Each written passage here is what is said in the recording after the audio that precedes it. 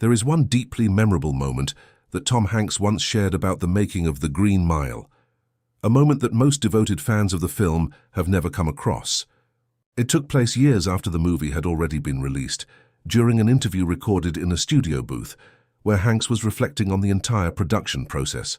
As he began speaking about his experience working with Michael Clarke Duncan, he suddenly stopped right in the middle of a sentence. The pause was not intentional for any dramatic purpose, nor was it because he was struggling to find the perfect phrase. Instead, it happened because the sheer size and depth of what he felt, compelled to express, had become too overwhelming to fit neatly within the boundaries of a typical professional conversation. After collecting his thoughts and emotions, he continued by stating that Michael Clarke Duncan was not simply acting in the role, so he was genuinely being the character in the most authentic way possible throughout his long and celebrated career spanning more than 40 years and including 2 Academy Awards. Tom Hanks has spoken warmly and articulately about numerous fellow actors and collaborators he has worked with. His tributes have consistently been generous, insightful, and filled with appreciation. However, the way he discusses Michael Clarke Duncan stands apart from all the others. There is a distinctive gravity and profound sense of gratitude in his words that feels more personal and enduring, as though Duncan contributed something to the film and to Hanks personally that continues to resonate deeply with him, even decades later. It seems as if Hanks is still processing and trying to fully account for the extraordinary gift Duncan brought to their shared work. Considering the intense emotional and psychological demands that The Green Mile placed upon both lead performers, this lasting impact becomes entirely understandable. The Green Mile is the kind of powerful cinematic experience that does not release its hold on viewers easily, lingering in the mind and heart long after the credits roll. In a similar way, the actors and crew who poured themselves into creating it also found it difficult to simply walk away from the project once filming concluded. Thomas Jeffrey Hanks entered the world on July 9, 1956, in Concord, California, as the 3rd child among 4 siblings. His parents' divorce when he was only 5 years old ushered in a childhood defined by frequent relocations, shifting family dynamics, and the need to adapt quickly to new schools and step-families. These early challenges cultivated within him a remarkable flexibility and resilience that would later become one of the most distinctive and admired qualities of his professional acting life. During his teenage years, Hanks discovered the drama department at Chabot College, where he developed a complete and passionate love for the stage. He went on to transfer to California State University, Sacramento, to study theater more seriously and pursue his growing ambitions. While performing in local theater productions in Cleveland, he caught the attention of a casting director, which led him to New York by 1980. There, he secured a small part in television and felt a strong inner conviction that acting was the life he was truly destined to live. The initial phase of his career involved the familiar hardships and lean periods that many aspiring performers endure, including one season on the sitcom Bosom Buddies, along with various modest film roles that kept him working, but still on the edges of major success. Everything began to change when director Ron Howard selected him for the lead in Splash in 1984.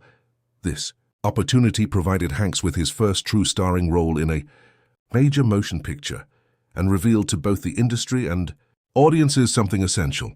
Tom Hanks possessed a rare, natural trustworthiness that the camera captured effortlessly.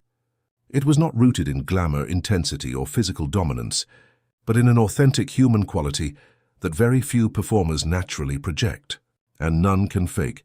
Hanks has recounted the story of his first day on the set of Splash with ongoing delight and a sense of pleasant disbelief that such work could be his reality. When Ron Howard informed him that he would need to learn scuba diving for certain scenes, Hanks initially interpreted it as being paid simply to enjoy a relaxing vacation. The actual demanding process, being dressed in formal attire, weighed down with heavy equipment, and carefully guided underwater by safety personnel, only enhanced the wonderful absurdity and joy he still associates with that experience. In the decade that followed, Hanks demonstrated an impressive ability to move fluidly between comedic and dramatic roles in a manner that appeared effortless but was actually quite rare. Films such as Big in 1988 allowed him to portray a 12-year-old boy trapped in an adult body with complete conviction and charm. In A League of Their Own, from 1992, he brought nuance to the part of a former alcoholic baseball manager, revealing layers of tenderness beneath a rough exterior.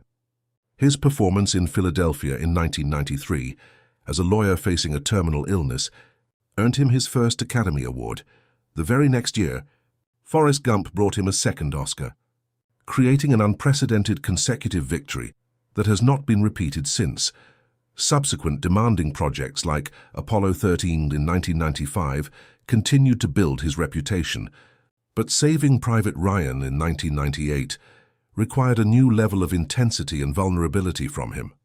Director Steven Spielberg captured the D-Day landing at Omaha Beach with unprecedented realism and visceral power, avoiding traditional heroic framing. Hanks has described arriving on that beach for the first day of shooting, absorbing Spielberg's instructions amid the chaos of special effects, and even sustaining a real injury from flying debris that left a visible scar in the finished film. He shares these memories with the reflective dark humor of someone who has fully come to terms with the frightening demands of such authentic filmmaking. When Frank Darabont approached him about starring in The Green Mile, later that same year, Tom Hanks had firmly established himself as the most trusted leading actor in American cinema. This trust was distinct from mere acclaim or box office power. It stemmed from years of audiences watching him portray complex human emotions with unwavering honesty. The Green Mile drew upon that deep well of trust. Adapted once again from Stephen King's work after the success of The Shawshank Redemption, the story explored life on death row, the complexities of justice administered by flawed humans, and the extraordinary encounter between a compassionate prison guard named Paul Edgecombe and a mysterious, gentle giant named John Coffey. The narrative centers on Paul's growing realization that the massive inmate Coffey, convicted of a horrific crime, may be innocent and possesses a miraculous gift for healing. The film demands nearly 3 hours of the audience's full attention and emotional investment, exploring themes of innocence, guilt, mercy, and mortality. Its profound impact ultimately rests on the extraordinary performances by Tom Hanks and, crucially, Michael Clarke Duncan. Duncan was 31 years old at the time of his audition. Growing up on the south side of Chicago as the son of a hard-working single mother, he had navigated a challenging environment where opportunities were limited, and societal expectations based on his appearance were often harsh. Standing 6 feet 5 inches, tall and weighing close to 300 pounds, Duncan had spent years in physically demanding jobs such as digging ditches, working as a nightclub bouncer, and serving as a bodyguard for high-profile entertainers, including Will Smith and Martin Lawrence. These experiences placed him on the edges of the film world, where he observed the industry from the outside, while taking on small roles that mainly required him to appear threatening. By conventional standards, his path seemed firmly set in that direction, with little indication of the breakthrough that awaited him. Despite initial self-doubt about whether he possessed the necessary acting abilities for such a layered and demanding character, Duncan decided to audition after encouragement from his manager. The role of John Coffey required him to balance childlike innocence with ancient wisdom within an imposing physical presence, often within the same scenes. It asked him to earn the audience's love and then confront them with profound tragedy. His audition monologue created a powerful silence in the room, convincing Darabont and Hanks instantly that he was perfect for the part. What became clear only later was that Duncan's contribution went far beyond learned technique. It was an authentic extension of his own inner self. Hanks stepped into a supportive, mentoring role naturally during production, not out of obligation but through genuine care. Whenever Duncan experienced moments of uncertainty or fear about his abilities, Hanks provided calm presence and treated the newcomer as a respected peer despite their vast difference in experience. Duncan had never been trained to create emotional distance or to step in and out of intense feelings on cue. When a scene required sorrow, fear, or deep fatigue, he experienced those states fully and honestly.